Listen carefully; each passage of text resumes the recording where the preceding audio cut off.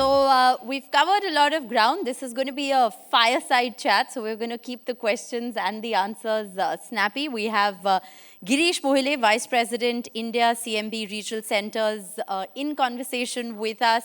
Girish, thanks very much for speaking with Rishika. us. I want to first begin by asking you, what do you do? What does a regional center do? What's the role that you play? Right. It's an interesting question, and I think we have discussed that in detail. But just to share some insight as to what a regional center does when it comes to any EB5 related application, the main duty of a regional center is to act as a fiduciary on behalf of the investors.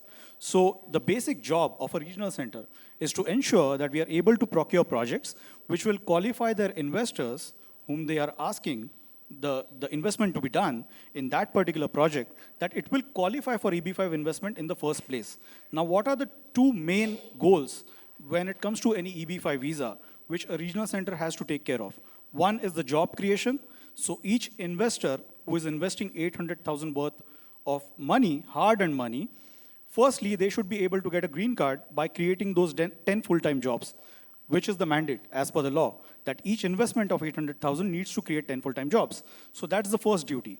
Second duty is to allow the investment to go into a project which will ensure that not just the jobs are created, but the project is doing well enough for that project or that developer to be in a position to repay the loan back into the partnership where the pool of funds go in, and those funds are utilized to repay back the investors. So that's, in a nutshell, that's the responsibility of a regional center. All right. And, are all the regional centers the same? Because you're essentially catering to the same kind of a service. You're giving people the exact same service. So can all regional centers be painted with the same brush? How do you differentiate one regional center from another?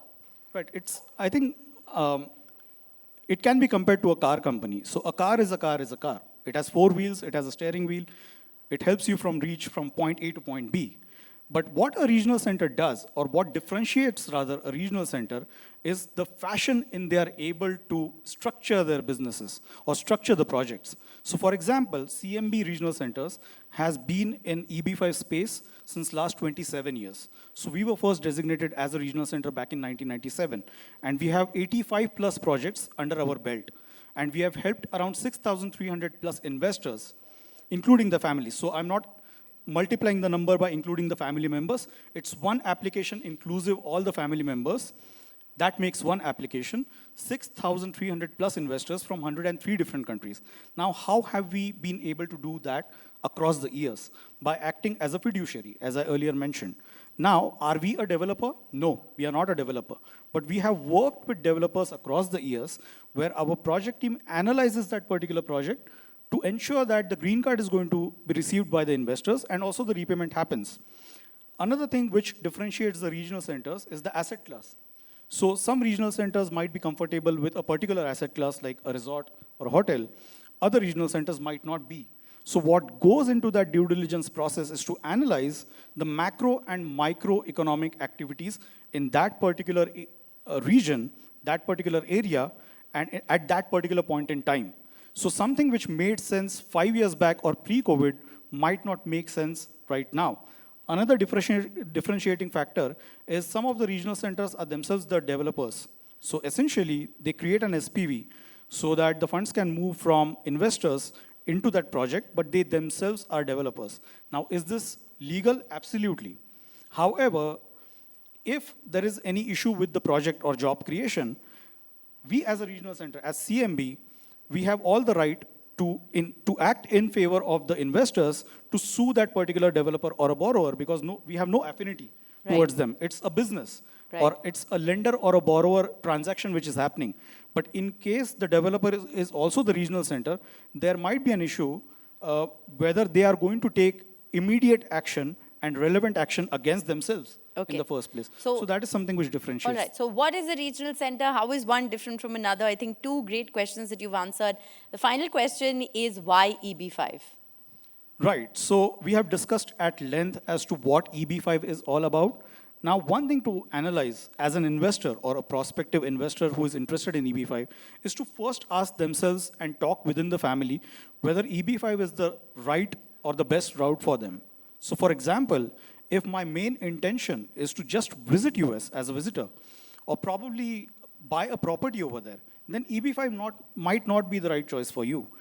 If the intention is for you or your family member or your children to be in the US permanently and probably look for citizenship, or maybe not, but you want to be in the US for a longer period of time and you don't want to worry about my status in the US, about the job security, that if something goes wrong with my job, will I have to leave the US in the first place before I want to get out of there?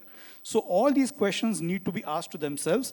And once you have decided that, okay, EB5 is the right option for me to go for, I think that is when you can reach out to us, the regional centers or the attorneys, and we can help you with the process. Okay, so, I know I said this will be the last question, but who is EB5 more suited for? Is it suited for somebody who's already working in the US in order to ensure a safety net that they can continue to live there irrespective of whether they have job security? Or is it more for somebody here who is looking, for a life there? It is absolutely for both. So someone who is already in the US, probably on a student visa or H-1B visa, this visa is going to grant you that cushion that if once my education is over in the US, what will happen next? So my status in the US is retained once I apply for EB5 visa. Similarly, someone who is in India, maybe the motivation to do EB5 is going to be different. That 5 years down the line, my children want to be in the US, I want to study over there, and I want to take advantage at that particular point in time. So let me start that process right from the beginning so that I don't have to reinvent the wheel when my child is about to enter the US. So that is something which depends on a case-by-case basis.